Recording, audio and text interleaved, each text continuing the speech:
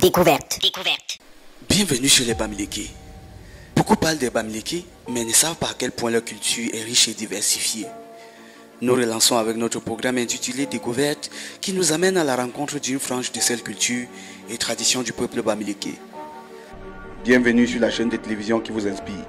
Prenez juste une seconde pour vous abonner et cliquez sur la cloche de notification pour nous suivre à partir de maintenant. Avant toute chose, vous devez savoir qu'à une certaine époque, chez les Bamileke, comme partout en Afrique, la femme avait toujours été reléguée au second plan. Jusqu'à il y a quelques années, les femmes n'avaient même pas le droit au respect ou à la moindre considération.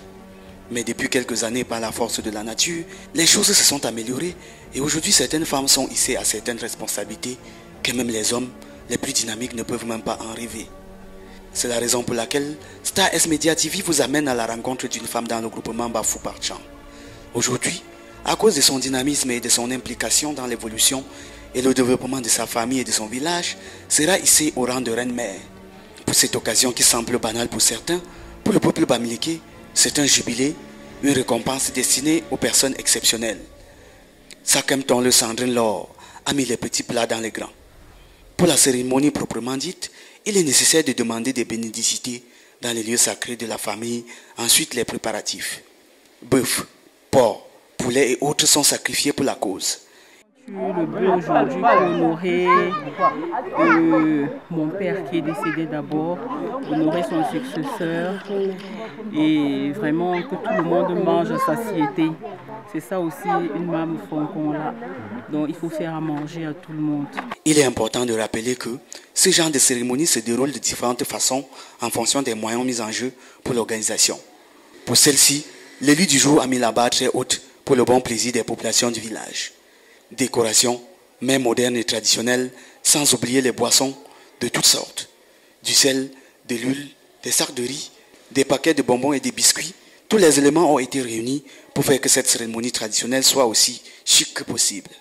Sandrine Laure, l'élu du jour, se prépare à prendre une place de choix au sein de sa famille. La cérémonie est dirigée par des élus qui maîtrisent bien le sujet, notamment par le père de Sandrine, qui est soutenu par ses oncles et le chef du village. Bon, c'est pas surprenant vu qu'elle a l'habitude de faire c'est pas comme si... C'est le mame qui fait grandir la famille. C'est bien et ça nous montre qu'elle est vraiment machine pour faire son événement. Avant de sortir se présenter auprès de la foule pour qu'on procède à l'installation, Sandrine s'habille en traditionnel de la tête jusqu'aux pieds. Un vêtement commandé spécialement pour l'événement, constitué d'un chapeau, habituellement porté par des hommes avec des colliers traditionnels de grande valeur. Tout cet accoutrement donne de la valeur à l'événement. Sandrine, toute souriante, est saluée par la foule lorsqu'elle sort. Les populations manifestent leur joie parce que vu son habillement, elle est déjà une reine. La cérémonie en elle-même est très simple. Elle consiste à installer la nouvelle reine-mère sur une chaise spéciale. Le processus est répété cette fois pour transmettre le pouvoir à la reine-mère de s'asseoir sur cette chaise qui n'est pas autorisée à n'importe qui. Lorsque le processus finit, on attribue le nouveau nom traditionnel à l'élu du jour.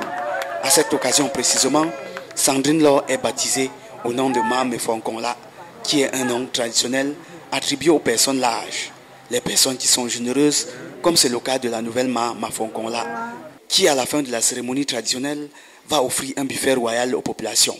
Ensuite, elle leur distribue des cadeaux et des gadgets, chose rare dans de telles circonstances. C'est une impression de satisfaction, car comme on dit si bien, on est content lorsqu'on a rendu l'autre heureux.